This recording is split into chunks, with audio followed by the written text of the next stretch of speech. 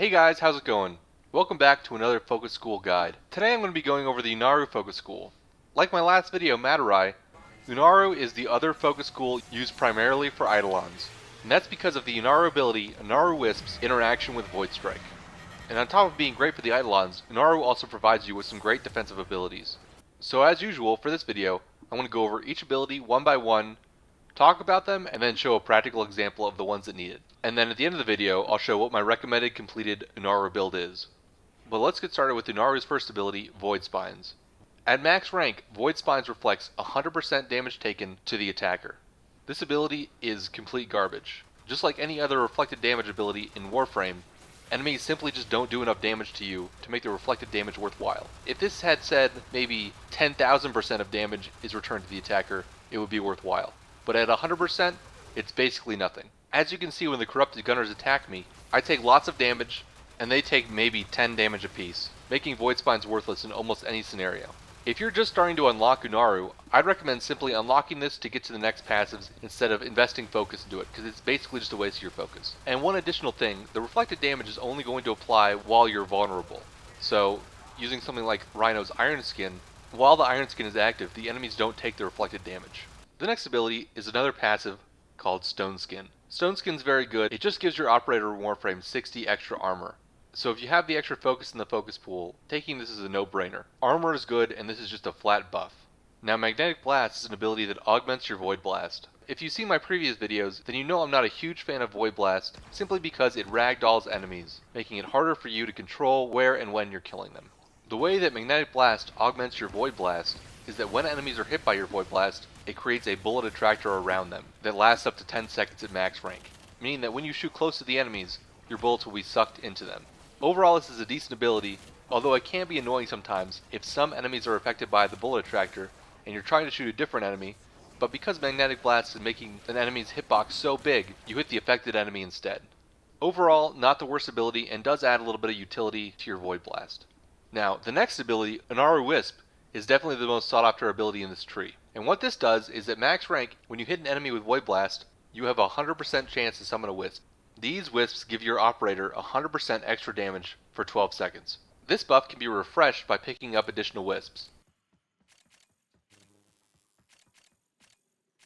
So as you can see, when I have the Wisp buff, I deal twice the amount of damage compared to me attacking without it.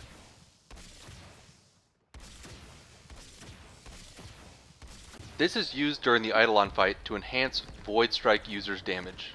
So the Unairu Wisp player uses Void Blast on the Eidolon to summon the Wisps at its feet, and then the Void Strike player picks up those Wisps and uses that extra 100% buff to take down the Eidolon shields. I showed this briefly in my previous video, where using both Void Strike in combination with Unairu Wisp, I was able to take down the shields in one hit. Outside of Eidolon hunting, this ability doesn't really see too much use, but it can be used to buff your operator damage. And if you're wondering if the Unairu Wisp buff or Void Strike will do more damage to the Eidolon, you're always going to do more damage with Void Strike. The person using Unairu Wisp is basically just a support focus school during the Eidolon hunts. I hope that explanation makes sense, and please leave a comment below if you have any questions. Sundering Dash is an augment to Void Dash that reduces enemies' armor by 75% when they are hit. Sundering Dash works just like a corrosive proc. So the first time you dash through an enemy, it reduces their armor by 75%, and then the second time you dash, their current value is reduced by 75%, and so on and so forth, until you can eventually strip their armor completely if you dash enough times. Sundering Dash doesn't seem to work on the Eidolons in case you're wondering, and there are much better ways to strip Eidolon armor if that's what you want. Overall, this is a nice augment to Void Dash, although unfortunately, unlike the Matarai and Naramon schools, Sundering Dash will still displace enemies, meaning they get ragdolled, which means that you have to chase them down to kill them. Crippling Dash is also an augment to your Void Dash that reduces the damage that enemies deal. I don't really have a good way to show or test this, but I'm just going to trust the in-game and the wiki and say that it's a 50% damage debuff that does not stack.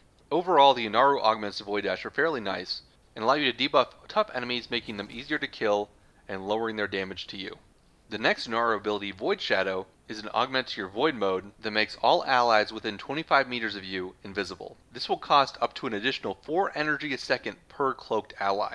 Before I go into detail about this, I also want to talk about the next ability, Void Chrysalis. This is another augment to Void mode that reduces the damage that invisible allies will take up to 80%. So in combination with Void Shadow, all allies that are cloaked take 80% reduced damage. On their face, these two abilities seem extremely powerful. However, because they cost so much energy, it's hard to use them. Their additional energy cost, Void Shadows especially, means the more targets you cloak, the faster you're going to run out of energy. This even applies while you're void dashing. So if you're void dashing around, and allies happen to be in your radius, you're going to lose even more energy, causing you to have less dashes. If you're thinking about picking these abilities up, I would leave Void Shadow at rank 1, so that it only costs 1 additional energy per cloaked ally, and the range is lowered to 10 meters, which means you're going to have less of a chance to unintentionally cloak allies. And speaking of allies, even though you're protecting them with this ability, most people are going to find it really annoying not being able to see their character. Honestly, if there wasn't such a crazy energy cost, and using these didn't piss off your allies, I would recommend using them. But as this ability currently stands, it's really not worth using in most scenarios. I have seen people use it during the Eidolon hunts, but please God, don't do that, because it's going to just confuse the hell out of everybody, especially when you're trying to go quickly. If you're with your friends and everybody's communicating and everybody's okay with it, then, by all means do it, but in public groups and things like that, just try to avoid it. And finally, we come to the two waybound passives, Basilisk Scales and Basilisk Gaze. Basilisk Scales increases your operator's armor up to 200%. This will stack with the passive armor you gain with Stone Skin, as well as with armor boosting arcanes like Magus Husk. And Gaze buffs your Void Blast radius up to 60%, making it easier for you to spawn things like Unairu Wisps.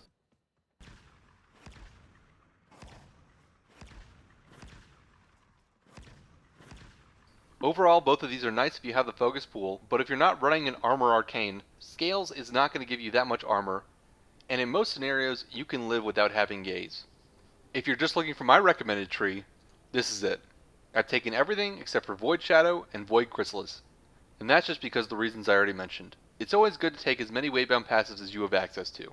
But that's going to do it for this video. I hope you guys found it helpful, and if you did, I'd appreciate it if you leave a like, and if you want more videos like these, subscribe for future content.